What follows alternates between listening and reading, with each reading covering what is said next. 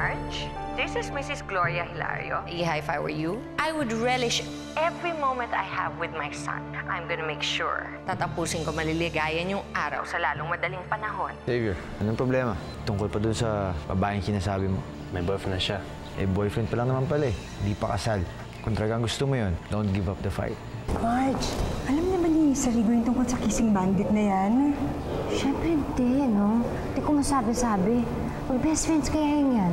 Tandaan mo to. Sa lahat ng sakit, sa lahat ng sama ng loob, babayaran mo. At pagsisisihan mo ang pagpili mo sa babaeng yun. Paging Marge Rosales, paging Marge Rosales.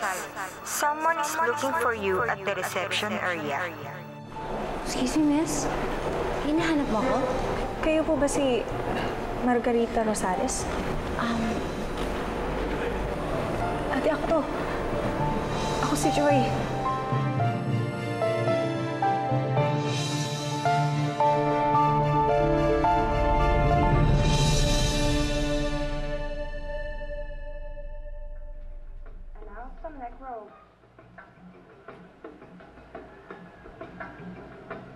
And reverse. Okay, we go to the shoulders. Shoulder back first. And now let's do it.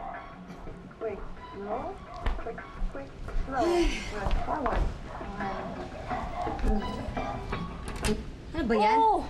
Bakit hindi ka nalang mag-gym? Bakit pa ang init ng ulo mo? Kagabi lang okay naman tayo. Hay nako. Nakita ko kasi yung ex ko at masaya sila ng babae niya. Yung pa rin ba ang issue? Akala ko ba hindi mo na siya mahal? Kagabi lang yung lasing ka. Lagi mong binabanggit yung war. Ano bang pangalan nun? Alam mo, lasing ako nun. Hindi ko alam kung ano sinasabi ko.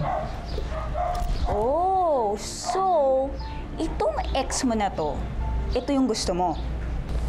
Nanggigigil lang ako dahil hindi pa rin ako nakakaganti sa kanila. Pero wag sila mag-alala dahil darating din ang araw nila at sasabog lahat yun sa pagmumukha nila. Ay, naku, te. Alam mo, relax ka lang. Eto. Oh. Yan. Nauubos yung energy mo dun sa walang kakwenta-kwentang lalaking yun. Alam mo, ito alam mo, hindi dapat kinababaliwan yung mga lalaki. Sila dapat nababaliw sa atin. Sila dapat ang tumatumbling sabay split sa atin. Kasi yung mga lalaki, babae lang ang kahinaan niyan mo. Gaya ng kahinaan ng daddy ko dahil sa kabaliwan niya sa'yo. Alam mo, isa ka pa eh. Parehas lang kayo ng March na yun. You're birds of the same feather. Masyadong matayog ang pangarap niyo. Pero ang mga pakpak niyo naman, mababa ang lipad. Che. Baliw din yung babae yun. May krung-krung. Joy! Ikaw ba yan, Joy? Diyos ko, late mo pa, no? Alam mo ba, hinahanap kita? Paano ka nakapunta dito sa Maynila? Pumunta ako dun sa hotel, pero sabi nila nakaalis ka na.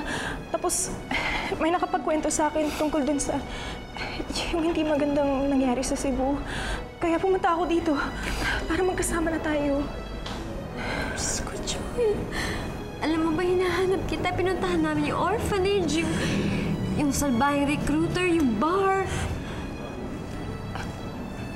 Alam mo pala yung tungkol dun? Ate, sorry ha. Hindi ako masamang babae. Kailangan ko lang talaga ng pera nun. Pasensya ka na, ate. Naniniwala ako sa'yo, Joy.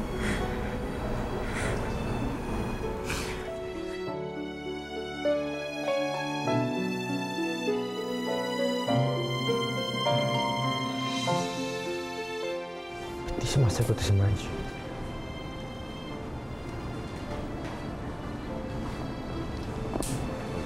Savior.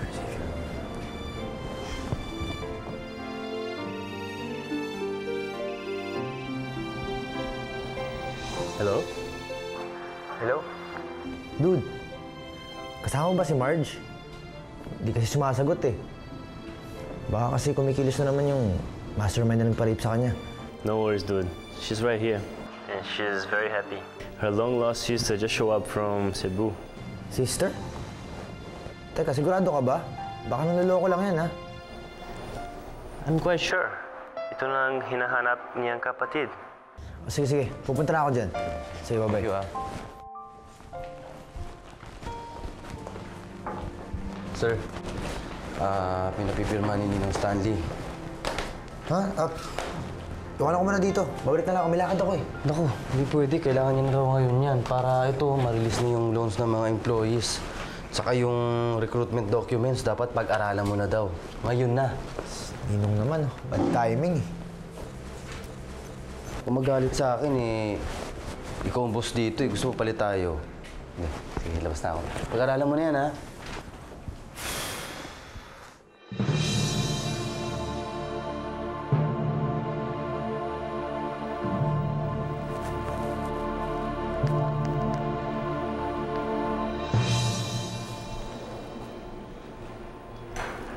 Hello? Miss Aurora? Guess what? Nakita na si Marge and her long-lost sister. Papayag ba kayo nun, ha? She's getting everything she wants now. Ate, nagdududa ka ba sa akin? Huwag naman sana kasi excited na talaga akong makasama kayo ni Kuya Felix. Naalala mo si Felix? Oo naman.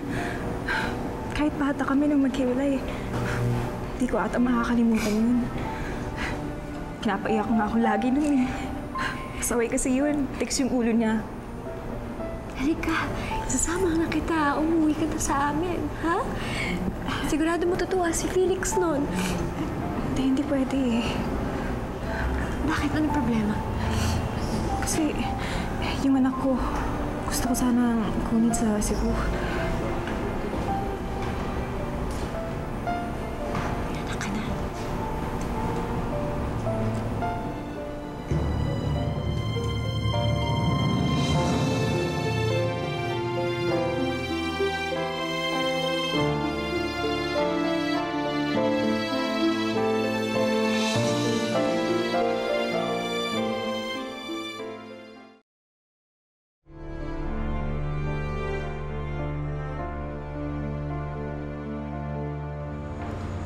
Swerte-swerte mo talaga.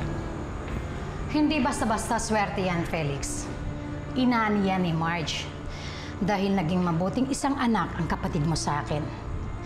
Alam mo bang siya ang nagpuno lahat sa buhay ko mula nung mamatay ang sarili kong anak dahil sa sakit? At alam mo ba, kamukhang kamukha ng kapatid mo ang anak ko. Kaya pala hindi mo siya basta-bastang maiwan. Huwag kang mag-alala. Kapag nakita ko si Joy, aalis kami dito at masusolo mo na ang pinakamamahal mong anak. Kaya ipanalangin mo na makita ko na si Joy.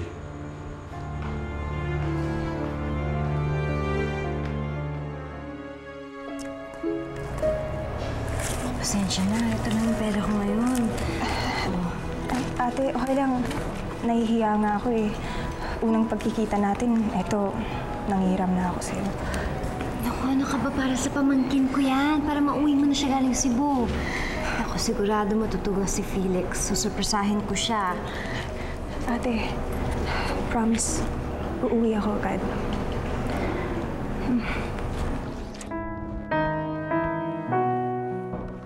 Ate, ang bait pala ng boyfriend mo. Natutuwa siya para sa'yo. Ay, hindi. Si Xavier yan yung kaibigan ko. Xavier, my sister. William, Bianca, sister ko. Si Joy. And you forgot to mention, bodyguard mo din ako today. Rigo told me to look out for you. Salamat pero masaya na ako dahil nandito yung kapatid ko. At saka Xavier, thank you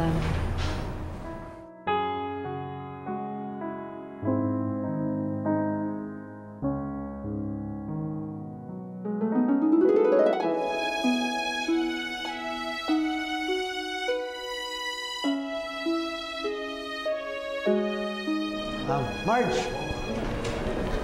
Dude, finally you're here. Kanina ka pa namin hinihintay. Actually, kanina ka pa hinihintay ni Marge. Rigo, si Joy, kapatid ko. Hi! Buti naman nakita ka na namin. Di mo alam kung gaano pinapaligaya yung ate mo. Ako din naman, sobrang natutuwa din ako. In that case, mag-celebrate tayo. Sundin natin si Felix at si Nanay Melly. Mama na kayo. Naku, sir. May training pa kami. Kailangan na namin umalis eh. Sige, bye-bye. Una na kami ha. Bye-bye. No, thanks. Family gather naman. Sorry.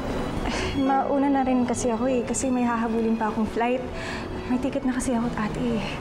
Akala ko wala kang pera. Hindi, kasi may kaibigan akong tumulong sa akin dahil alam pupunta ako dito para hanapin ka. Kaya yun, babalik ako agad. Mag-alala, ha? Basta bumalik ka, ha? Promise. Sobrang saya ko ngayon. Sigurado mo natuwa si Felix. Bumubuo na rin tayo.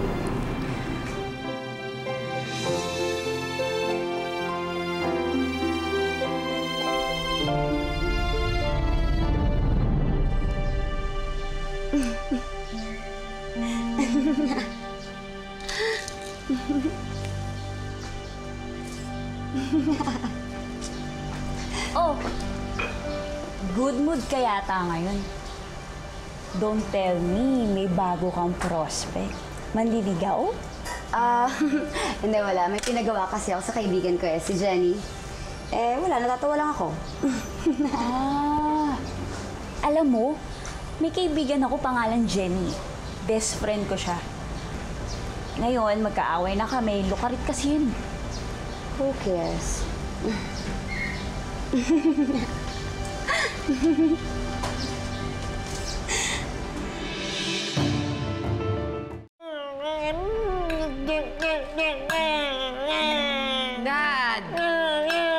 Dad, pwede ba? Ayusin mo ang pagkain mo?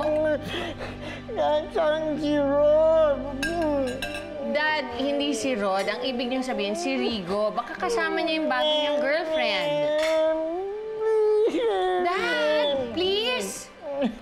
O baka nandyan na? Uy. Oh. Hi, Xavier. Hey, Tita.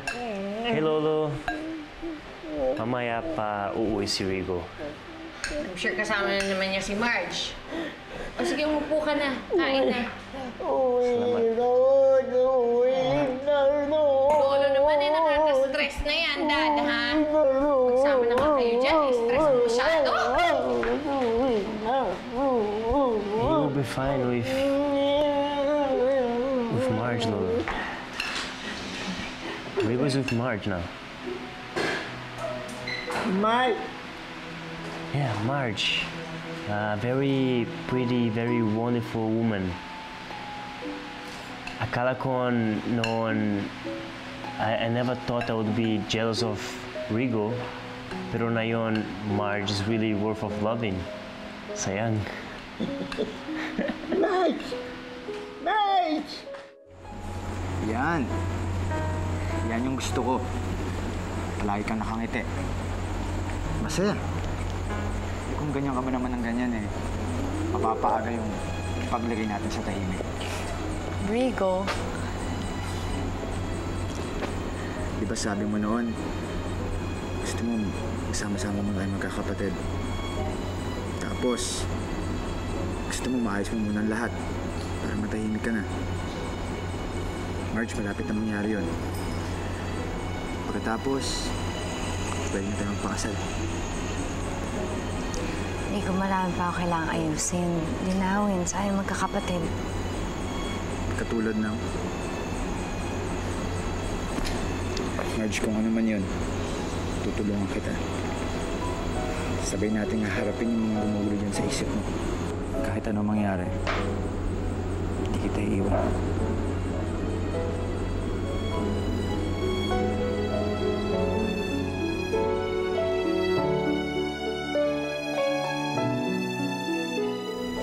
Marge! Sige, Sita, mauna na ako. Bye, sir. Ingat. Bye.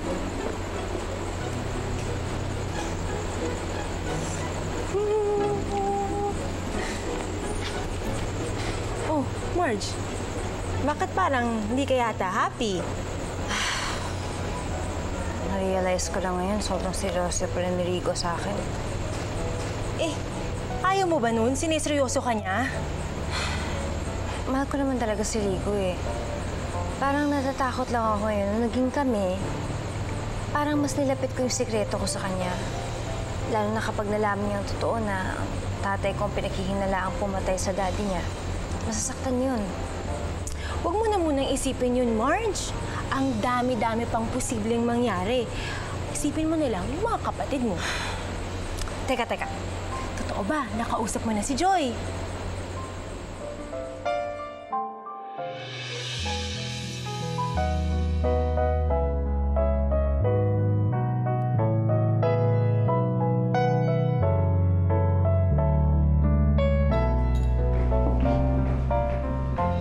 Marge?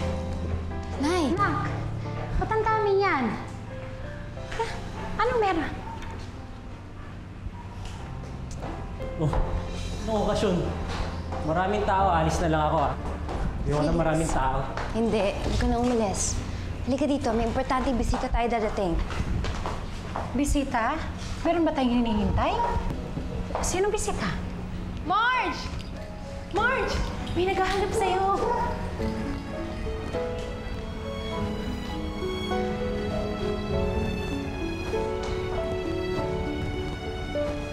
Felix. Si Joy. Batid natin.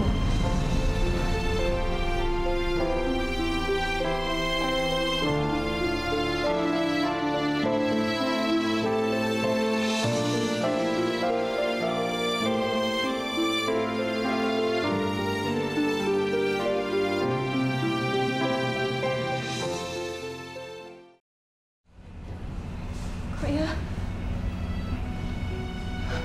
Ano pa hinihintay mo?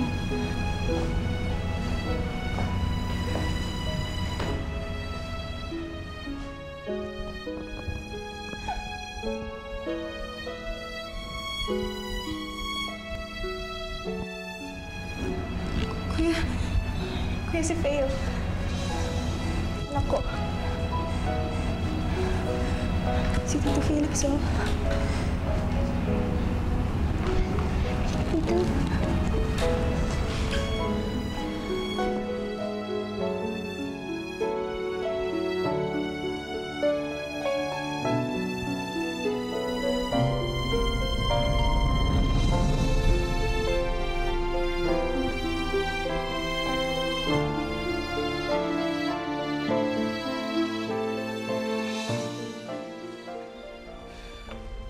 Manang! Di ba kanina ko pa sinabing ihanda yung sasakyan? Aurora, ayos ka? Gimik ka, sama naman ako. Hello, Gimmick. Ang aga pa kaya? Tsaka magsha-shopping lang ako. Kay daddy ka na lang sumama. Yun nga, yung malis ni. Binigyan nga ako ng pera, kaya lang sawa na ako mag-isa mag-shopping. Sama mo na ako, sige na. Please. Sige, basta promise mo sa akin na hindi ka skandalosa. Kasi sa mall tayo pupunta, hindi sa palengke, ha? Ano ka ba naman? Ano akala mo sa akin, palengkera? Oo. Ikaw, ayan na naman ikaw. Mait na naman yung ulo mo, kaya ka pumapangit eh. Sama mo na ako, ha? Ako, tutulungan kitang magbinwit ng mga boys. O, syali ka na, dali! Okay.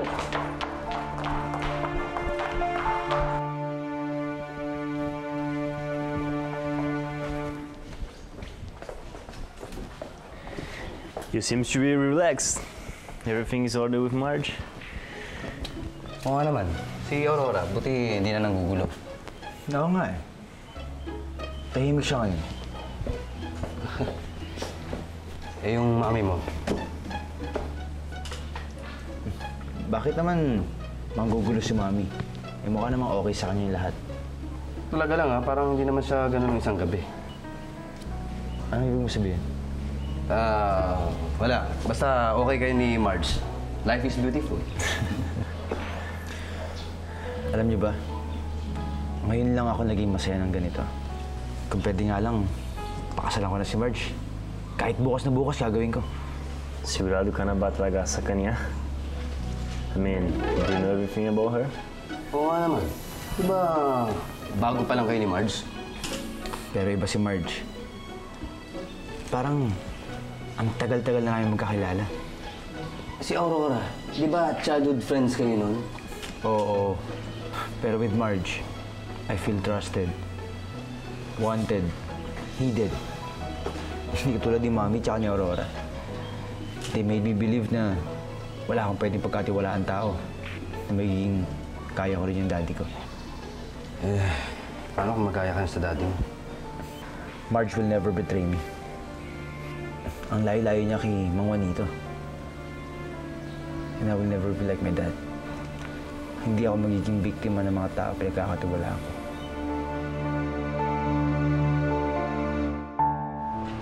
Oh, Felix. Bakit nakatulala ka dyan? Hindi ka makapaniwala nandiyan na si Joy?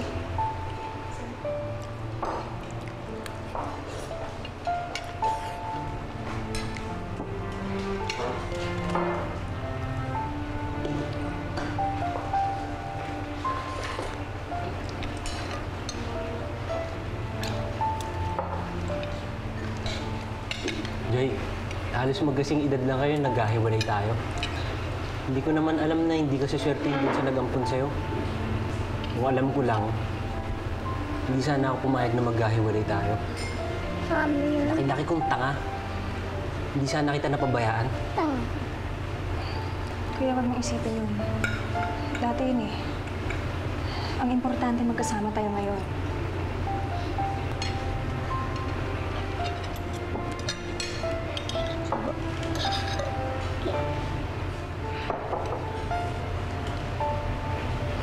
Joy, huwag kang umasa magiging pare tayo ng buhay ni Marieta. Iba siya. Iiwan din tayo niyan. Papakasal, kakaroon ng sariling pamilya, itsapwera na naman tayo. Kaya mabuti pa, ngayon pa lang, umalis na tayo.